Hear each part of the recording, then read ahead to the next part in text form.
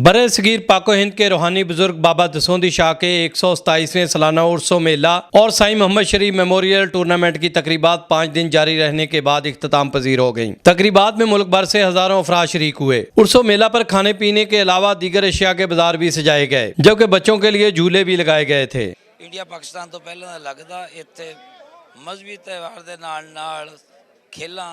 उर्सो मेला के मौके पर शहरी गांव के शहीद फौजी जवानों की कब्रों पर फातिहा करनी करते नजर आए। मुल्क के मारूफ कवालों ने अपने अपने अंदाज में कवालियां पेश की।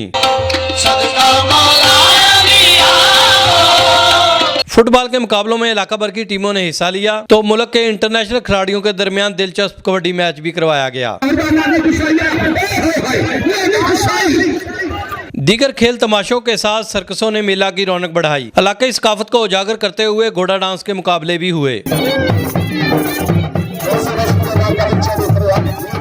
तकरीबात के आखिरी रोज जीतने वाली टीमों के खिलाड़ियों में पीटीआई सदर वेस्ट पंजाब मेजर रिटायर गुलाम सरवर ने इनामात तकसीम किए।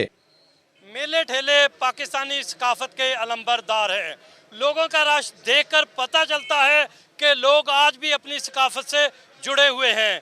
कैमरामैन नवीद महमूद के साथ मोहम्मद खालिद एम के ARY न्यूज़ पीर महल।